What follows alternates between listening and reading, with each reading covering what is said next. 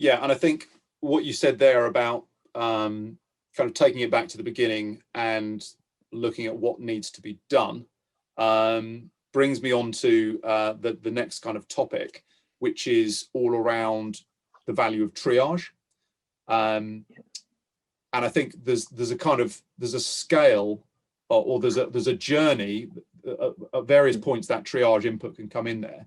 How do you see that playing out in the market at the moment, and where do you see the core value of that?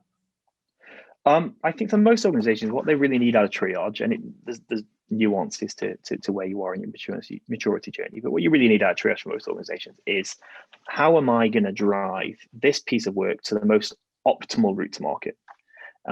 With the exception of certain regulations in certain countries, there's not really a regulatory answer to this. There's not really a, it must be this, it must be that. There's value and impact questions to be asked. So to me, there's probably three common mistakes that triage processes make today. Right. That prevent them from really addressing what's the optimal one, what's going to create the most impact for my business.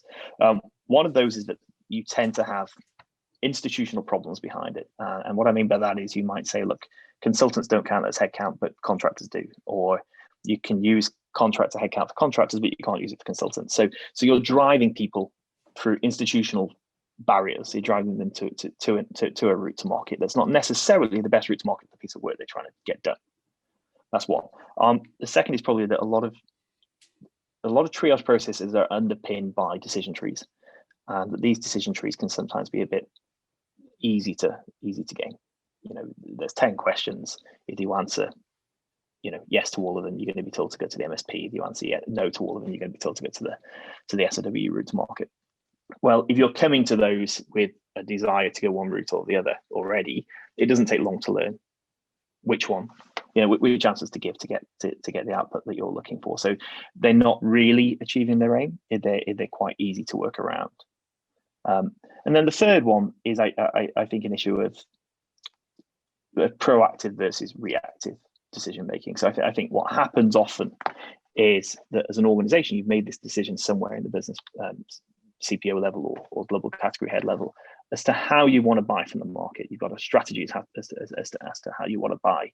But a lot of decision trees I see, instead of saying, this is how we want you to buy, this is how we want you to engage with the market, can you construct your deal in this way? Can you put these terms into the deal?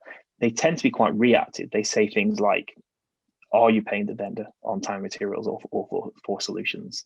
Is there payment by results? Are you buying the IP of the individual or the IP of the organization? What that's doing is saying to the business, you construct the deal and we'll put it in place. That's the reactive nature of them. Yeah, and it's, it does come back to this thing of it needs to be the best fit for what needs to be done. And as you said, that shouldn't be driven by a regulatory angle in the sense of trying to make something fit. It shouldn't be driven by it should be a pragmatic business decision. What is the most effective way to get this piece of work done? If the most effective way to get this piece of work done is using contractors, then the business needs to use contractors in a compliant manner, rather than saying, well, it's going to be a bit inconvenient to do that because we have to deal with IR35, for example.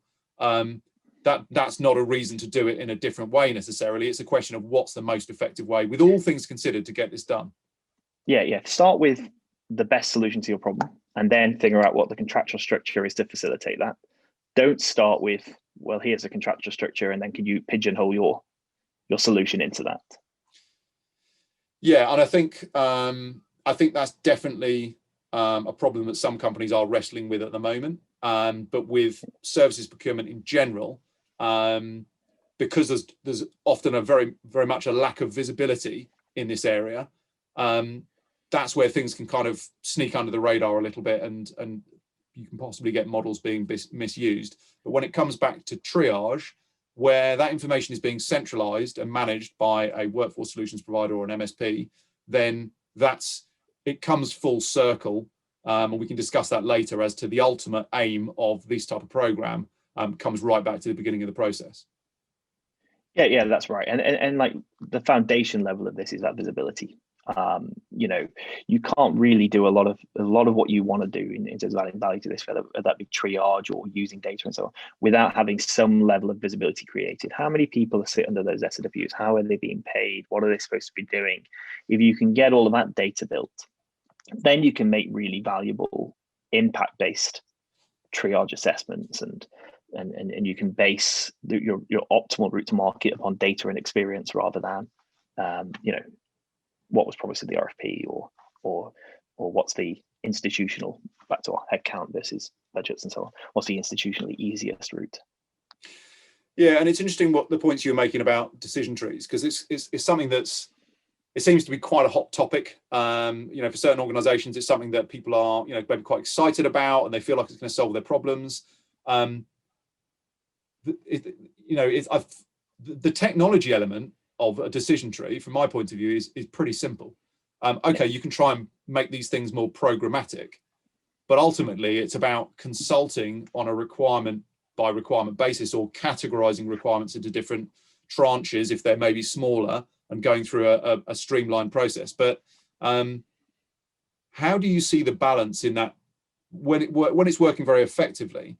How do you see the balance in that decision tree process between kind of automation and expertise, if you're providing that, for example, from an MSP point of view? Yeah, I don't think you can fully automate it. And the reason I don't think you can fully automate it is that if you fully automate it, you're going to have two outputs, just two choices. That is, this is absolutely an MSP engagement, that's a contingent worker, and that's all there is to it. Or this is absolutely a professional services engagement. Speak to the SOW team and get an SOW put in place. Whereas in actual fact, because of that grey area that I talked about earlier, that overlap, quite often the answer should be, hey, this could be either. There are pros and cons to one or the other. Maybe you're looking to mitigate risk, maybe you're looking to keep costs down, whatever. You now need to speak to somebody who spends their whole life in that world of the grey area between MSP and SOW, and they're going to help you understand what's the best fit to your piece of work. You can't automate that piece out so easily, because that's a conversation, that's an education process for the user, helping them understand what each route to market would look like, and so on. I think what you can do is you can filter out 80% of the engagements through automation to make that job a quicker and more effective one. But you still need some elements of people behind that.